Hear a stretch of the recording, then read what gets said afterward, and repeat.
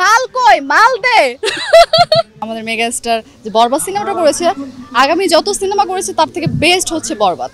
উনি তো আমাদের বাংলাদেশের সুপারস্টার, আমাদের ওয়ার্ল্ড ওয়াইড মিলিয়ে, তো তার সাথে তো আমাদেরকে তুলনা করলে হবে না। আমরা নতুন এবং নতুন হিসেবে আমরা কাজ করে যাচ্ছি এবং একজন আর্টিস্টকে নিয়ে যদি বছরে একটা দুটো সিনেমা হয় এবং হলে মুক্তি দেওয়া হয় তো এটা আসলে সিনেমা কি বলবো, ওটা একবারেই চলবে।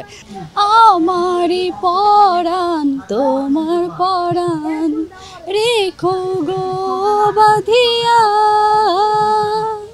তোমারই পরাণ আমারই পরাণ রেখো। আমার ছোটবেলা থেকে ইচ্ছা ছিল যে আমি কিছু একটা করব।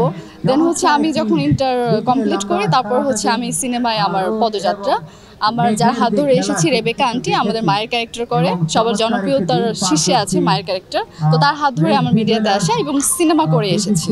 আমি যখন সিনেমা শুরু করি তখন আমি ছোট ছিলাম, এত কিছু বুঝতাম না, আমার হচ্ছে কাজের বিষয়ে এত কোনো ধ্যান জ্ঞান ছিল না। তবে হ্যাঁ, আমাকে সবাই অনেক হেল্প করেছে এবং আমি খুব সুন্দরভাবে আর সবার মন জয় করে আমি এই পর্যন্ত এসেছি।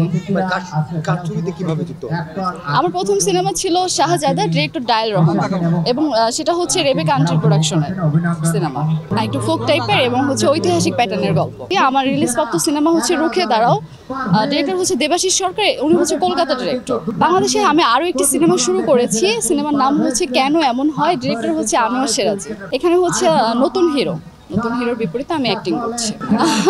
আমি তো চলচ্চিত্রের অভিনেত্রী, সো আমার কাছে তো সবসময় মনে হবে যে চলচ্চিত্র এখন যেভাবে আগাচ্ছে সামনে আরও বেশি বেশি কাজ করা দরকার, এগিয়ে যাওয়া দরকার, কারণ এখন নাটকের প্ল্যাটফর্মটা অনেক বেশি এগিয়ে, সে যাত্রায় হচ্ছে চলচ্চিত্র একটু পিছিয়ে আছে। আমি বলবো এখানে অনেক ইনভেস্টর প্রয়োজন, যারা হচ্ছে প্রডিউসার আছে, যারা লগ্নি করছে, তারা যদি বেশি বেশি ইনভেস্ট করে তাহলে অনেক সিনেমা হবে সামনে। একজনের পিছিয়ে পড়ে থেকে বছরে 2টা সিনেমা হবে সেই আশায় থাকবো, তাহলে তো ফিল্ম ইন্ডাস্ট্রি আগাবে না। নতুনদেরকে সুযোগ করে দেওয়া উচিত, বা যারা পুরাতন আছে তাদেরকেও সুযোগ করে দেওয়া উচিত। গল্প যদি ভালো হয় তাহলে আর্টিস্ট উঠতে কোনো বাধা নেই। যেহেতু আমি অভিনেত্রী, আমার অনেক কিছু মেনটেন করে কাজ করে যেতে হয় এবং আমার ইচ্ছে যে আমি শুধু সিনেমা করবো তা না, আমার হচ্ছে যে কাজগুলোতে আমার প্রপার মনে হয় যে আমি এই কাজগুলোর জন্য যোগ্য, আমি সেগুলো করে যাচ্ছি। আমার ফিট রাখার মূল উদ্দেশ্য হচ্ছে শশা। আমি দিনে প্রায় 1 কেজি করে শশা খাই। আর টেকনিক্যালি ওরকম কিছু নাই, স্পেশালি শশা আমার হচ্ছে ফিটনেসের প্রথম উৎস। সকালে হচ্ছে 1 পিস ব্রেড এবং একটা ডিম আর 1 গ্লাস দুধ।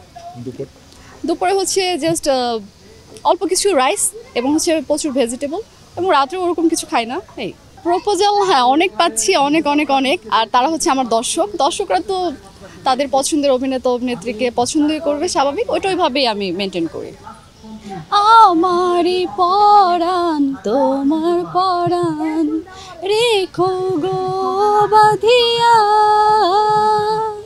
তোমারই পরাণ আমারই পরাণ রেখো গো বাঁধিয়া।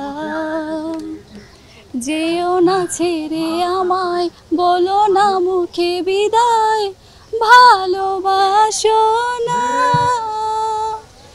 আমার হৃদয় তোমায় ছাড়া আর তো কিছু চাই।